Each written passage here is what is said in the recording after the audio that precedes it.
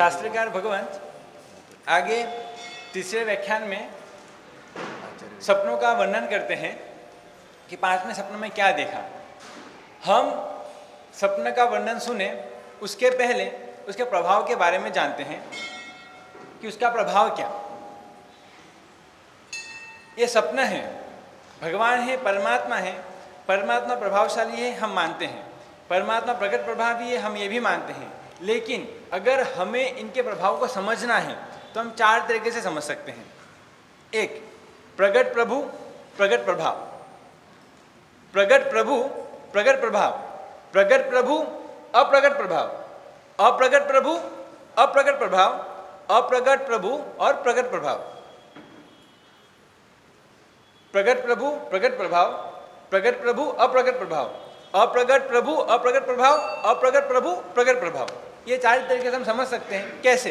तो पहले नंबर में प्रगट प्रभु प्रगट प्रभाव, यानी कि भगवान साक्षात विद्यमान है, भगवान प्रगट है और प्रगट प्रभु प्रगट प्रभाव, और उनका जो प्रभाव है वो भी दिख रहा है। अष्ट प्रातिहार्य है, संवत्सरण है, फिर अशोक वृक्ष है, देवी देवता का आना जाना है, ये सब क्या है? प्रगट प्रभाव है। भगवान खुद स्वयं विद्यमान है, प्रगट प्रभु, और साथ में क्या?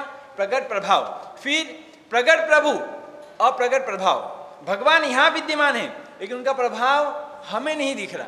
भगवान प्रगट है पर हमें उनका प्रभाव नहीं दिख रहा। कैसे? जैसे कि देवलोक के अंदर इंद्र महाराज उनका गुणगान करते हैं, स्तुतियाँ करते हैं, बैठे बैठे उनके लिए चर्चा विचारना करते हुए, मेरे भगवान ऐसे, मेरे परमात्मा ऐसे, उनका प्रभाव ऐसा, तो वो हमें मालूम नहीं। लेकिन भगवान विद्यमान है, उनका प्रभाव हमारे लिए अप्रगट है। कहाँ पे? देवलोक में। तीसरे नंबर में अप्रगट प्रभु और अप्रगट प्रभाव, उसके अंदर क्या मतलब? भगवान प्रकट नहीं हुए और उनका जो प्रभाव है वो भी प्रकट नहीं हुआ। उसके अंदर ये 14 सपने का नंबर आता है। 14 सपने में कब मालूम पड़ा? माता ने कही भाई मुझे 14 सपने आए, तब मालूम पड़ा ना। अगर माता नहीं बोलती तो मालूम पड़ता।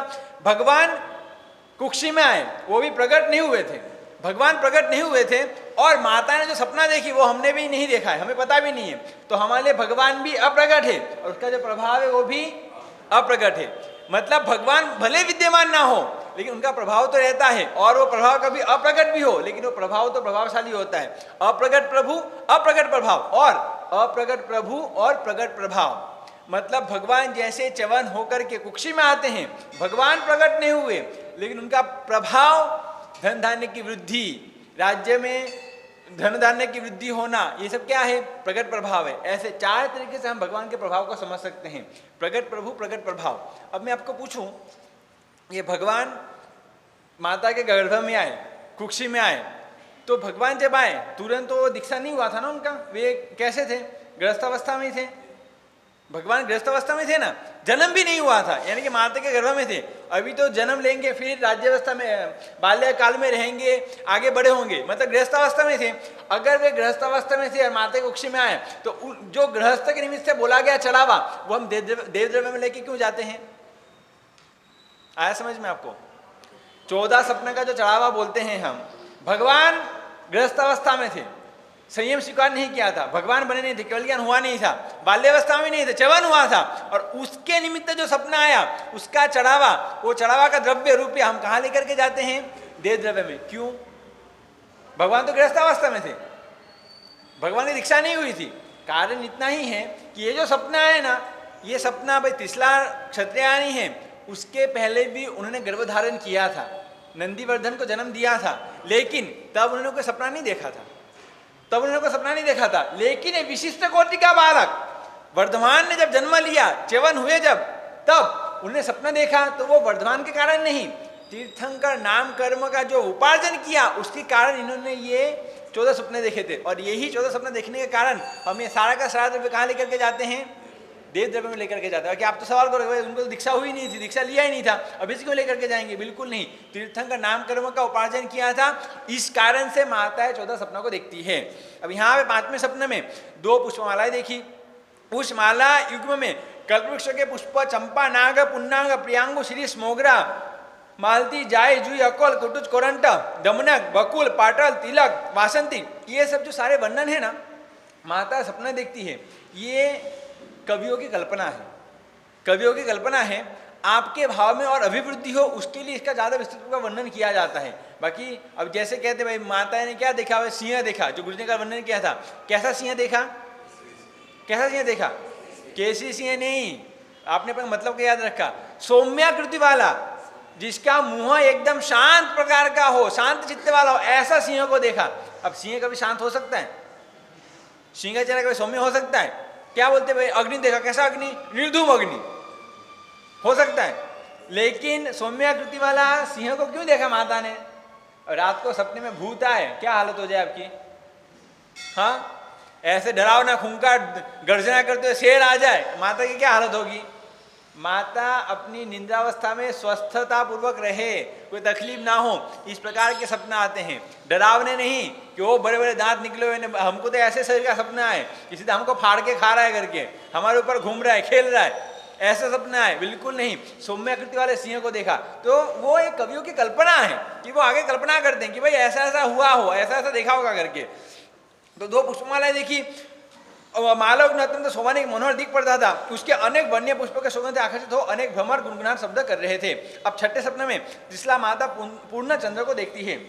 वह चंद्र गोदुग्ध सदृश, झाग जलकर अंधकार नाशक, शुक्ल पक्ष में वृद्धि होने वाला, प्रमाणकारक, सूर्य के प्रशस्त ताप से मूर्छित हुए, चंद्र विकासी, सर्व को पूर्ण करने वाला, अर्थात जिस प्रकार कोई एक शिकारी इच्छित सर प्राप्त कर निशंकों के मृगादि का प्रहार करता है, वैसे कामदेव भी चंद्रोदय को प्राप्त कर विरही जनों को अधिक पीड़ित करता है। इस कारण कवि ने चंद्र को निशाचर अर्थात राक्षस कहकर उपालंब उल्हाना दिया है। 7वें सपने में त्रिशला देवी सूर्यमंडल को देखती है। वह सूर्य अंधकार समूह का विनाशक, जाज्वल्यमान, तेजमान, लाल अशोक, कमल बनों को शोभा बढ़ाने वाला, ज्योतिष शास्त्र संबंधी लक्षणों को बताने वाला, ज्योतिष चक्रघोड़ का राजा एवं आकाश में साक्षात दीपक के समान है। अपनी हजारों किरणों द्वारा चंद्रादि समस्त ग्रहों का तेज को निस्तेज करने वाला है।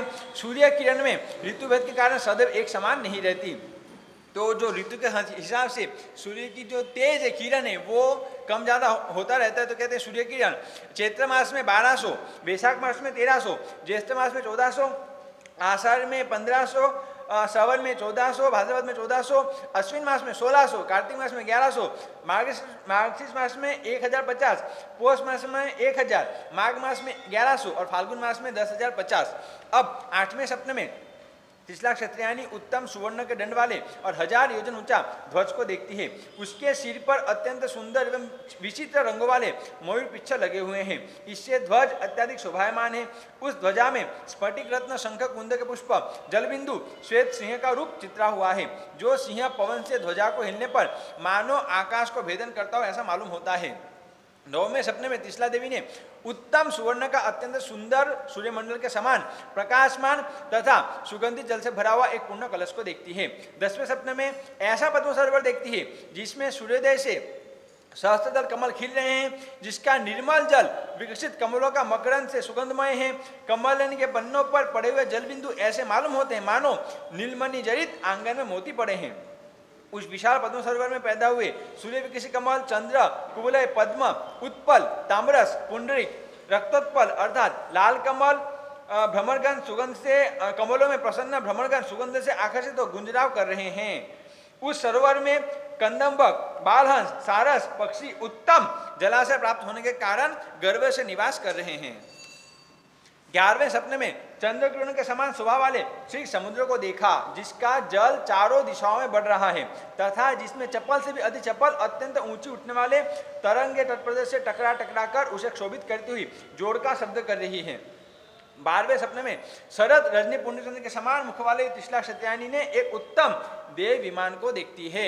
वह पुंडरीक नामक श्वेत और सर्वश्रेष्ठ कमल के समान श्रेष्ठ विमान है तथा वह उत्तम प्रकार के रत्नजलित सुवर्ण के 1008 स्तंभों वाला आकाश में दीपक एवं उदय होते हुए सूर्य के सदृश देदीप्यमान है।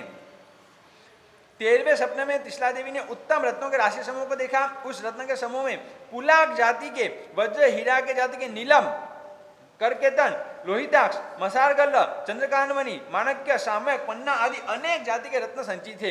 यह रत्नों का पुंज मेरु के समान ऊंचा अपने देदीप्यमान तेज से आकाश को भी प्रकाशमान कर रहा है। 14वें सपने में त्रिशला माता ने विस्तीर्ण, उज्ज्वल, निर्मल, पित्तरक्त वर्ण वाली तथा मधु घी से सिंचित धक धक शब्द करती हुई जाज्वल्यमान निर्धूम अग्निशिखा को देखा। ध्रुम रहित अनेक ज्वालाएं आपस में श्रद्धा से बढ़ती हुई मानो आकाश को पकाने के लिए प्रयत्न करती हुई ऐसा मालूम होता है। इस प्रकार विकसित कमल के समान नेत्र वाली 30 लाख क्षत्रियों ने पूर्वोक्त मंगलमय कल्याणकारी प्रिय दर्शन इन 14 महासपनों को आकाश से उतरते हुए और अपने मुख में प्रवेश करते हुए देखा। पूर्वोक्त सुमग सौम्य चतुर्दश सपनों को देखकर त्रिशला रानी सैया पर जाग उठी। उस समय हर्ष के कारण उनका सर्वांग उल्लसित हो गया। अरविंद के समान लोचन विकेसर हो गए और उनके सर्व शरीर की रोमराजी हर्ष के कारण विकासमान हो गई। इन 14 सपनों को सर्व तीर्थंकर की माताएं जब तीर्थंकर का जीव उनके गर्भ में अवतरता है तब रानी भी महावीर प्रभु के गर्भ में आने पर इन 14 महासपनों को देखकर संयम में जागृत हो गई। अब हर्ष संतोषयुक्त हृदय वाली मेष धारा से सिंचित कदम के पुष्प समान उठे हुए रोम वाली त्रिशला रानी उन सपनों को क्रम से याद करती है। फिर सैया से उठकर पाट पीठ से उतरकर मन वचन काया संबंधी चापल्य स्खलनादि रहित राजहंस के समान गति से चलकर सेज पर सोए हुए सिद्धार्थ राजा के पास में आती है। इससे ये विदित होता है उस समय भी भले पति पत्नी हो, भले श्रावक श्राविका हो, लेकिन रात्रि का समय में भी साथ में वे नहीं रहते थे। दोनों का कक्ष अलग हुआ करता था, शयन कक्ष अलग होता था। पूरा वर्णन आप पढ़ो, इसके अंदर विश्व से दिया नहीं है। पूरा वर्णन ऐसे आता है, वे जब सुबह उठती है सपनों को देखती है, पता है शुभ सपना देखने के बाद में वापिस सोया नहीं जाता, जागती रहती है, मंगल पाठ करती है और सुबह का समय सूर्योदय के पहले धीमे धीमे धीमे धीमे आती है। सिद्धार्थ महाराजा सोए हुए हैं, सिद्धार्थ महाराजा सोए हुए हैं और आके बैठ जाती है, बिल्कुल विक्षेप ना हो, डिस्टर्ब ना हो, उस प्रकार बैठ जाती है। और जैसे सिद्धार्थ महाराज का आंख खुला कि ओहो देवी आप यहाँ पे किस कारण से आना हुआ, तो एक वो समय था कि जब दोनों ऑफिशियली होने के बावजूद भी भाई सोने का कहाँ पे, साल भर में कुछ एक समय के लिए ही एक कक्ष में आना है, बाकी समय रानी का कक्ष अलग और राजा का कक्ष अलग। ये विषय वासना से परे होकर के अपना जीवन जीते थे नैतिक बल के साथ में, निष्ठा के साथ में, तब जाके ऐसे महान संतानों को ये सब रानियां जन्म देती थी। और आज सत्वशील सत्वहीन बिना सत्व का ऐसे सब पैदा हो जाते हैं। अब हर्ष संतुष्ट हृदय वाली मेघ धरा से सिंचित कदम से पुष्प समान उठे रोम वाली तीसरा रानी सिद्धार्थ राजा को बल्लभ सदैव वांछनीय प्रेम गर्वित मनो के उदार मनोहर वर्णस्वर के उच्चारण से स्पष्ट कल्याणकारी हृदय को प्रसन्न करने वाली भरतार हृदय को आह्लाद कोमल बंधु सरस वाली मितपद वर्णादि वाली अल्प शब्द और अधिक अर्थ वाली वाणी से जगाती है। कितना प्यार से जगाती है। सिद्धार्थ राजा की आज्ञा पाकर रत्न जड़ित सुवर्ण के सिंहासन पर बैठ गई। मार्ग का परिश्रम दूर हो जाने पर, स्वस्थ चित्त होने पर त्रिशला क्षत्रियानी पूर्वोक्त मंधुर स्वर से वचनों से बोली कि हे स्वामीन, कल गुरुजी ने कहा था आपको कैसे उद्गार करने का, एक बार ट्राई तो करो, एक बार। श्रावक जी आए ऐसे बुलाना है, हे प्राणनाथ, हे प्राण वल्लभ, हे स्वामीन, मजा आएगा। उनको लगेगा कि ओहो किसकी आत्मा है इसके अंदर। सच में ट्राई करने जैसा है, कुछ तो सीखो। हमारी बातों को सुने नहीं सुनो, ये तो सीखने जैसा है कि नहीं सीखने जैसा है। इनको क्या बोलने का? हे प्राण प्रिय, हे देवानुप्रिय, आप भी ट्राई करो एक बार। पोषार्थ को नहीं करना है, हाँ फिर आप तो हम भी करेंगे करके। ट्राई सच में करने जैसा है, घर पे जाओ ट्राई करो। हे स्वामीन, हे प्राणनाथ, आपकी एकाश्रम की व्यवस्था हो गई है, पधारो, आज करो, ट्राई करो, मजा आएगा। 30 लाख क्षत्रियों के मुख से उन महाप्रशस्त शब्दों को सुनकर सम्यक हृदय में धारण कर सिद्धार्थ राजा हर्षित हो, संतुष्ट आनंदपूर्वक हृदय हो। राजा सिद्धार्थ 30 लाख क्षत्रियों से कहती हैं, अब राजा सिद्धार्थ क्या कहते हैं सिद्धार्थ त्रिशला से, हे देवानुप्रिय, तुमने बड़े उदार कल्याणकारी मंगल धन लक्ष्मी युक्त और यश प्राप्त करने वाले सपना देखे हैं। हे देवानुप्रिय, इन महामंगलकारी सपनों के दर्शन से अर्थ का लाभ होगा। अब ये जो सिद्धार्थ महाराजा है, ये कोई सपना पाठक नहीं थे, सपना का फल नहीं जानते थे, लेकिन जो थोड़ा बहुत मालूम था वो उस समय उनकी जिज्ञासा को शांत करने के लिए, भाई एकदम से आया मैं बोलूँगा तू भी शांति रख, अभी क्या सुबह उठ के माथाबाजी कर रहा है, बाद में भी तो बोल सकती थी। इतना सुबह सुबह आके बोलने के लिए मैं उठता ही था ना, मैं आता ही था ना, रात दरबार में आ जाती, सुबह सुबह आने की क्या जरूरत थी? बिल्कुल भी नहीं। जिज्ञासा को लेकर क्या उसको शांत करो, जिज्ञासा को शांत करना जरूरी है। उसका उपहास मत कर, चल भाग बाद में आना करके, बिल्कुल भी नहीं। एक बार के लिए शांति दे दो, फिर भले बाद में सपना पाठक को बुलाओ। जितना नॉलेज मेरे पास में है, जितना ज्ञान मेरे पास में, उतना तो मैं दूं। ऐसे उत्तम लक्षण वाले तुम पुत्र को जन्म दोगी, वह पुत्र हमारे कुल में ध्वज के समान, दीपक के समान मंगलकारी, मुकुटमणि तुल्य, लोक में तिलक समान, कुल कीर्तिकारक, कुल को प्रकाशित करने में सूर्य समान, कुल की वृद्धि करने वाला और कुल का यश विस्तृत करने वाला होगा। यथा योग्य अवयव से तथा संपूर्ण सर्वांग सुंदर होगा, पूर्ण चंद्र के समान उसकी सौम्याकृति होगी।